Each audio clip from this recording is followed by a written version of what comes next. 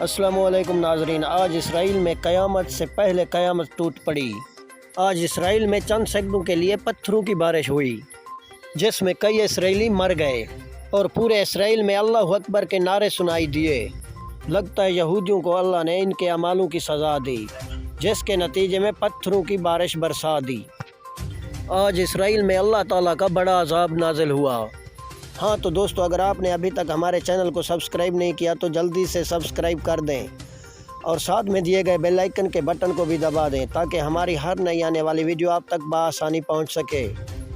ہاں تو دوستو، آپ کا قیمتی وقت ضائع کیے بغیر چلتے ہیں ویڈیو کی جانب۔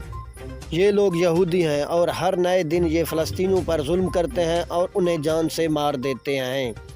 اسی وجہ سے ان پر اللہ تعالیٰ کی جانب سے بڑا عذاب نازل ہوا۔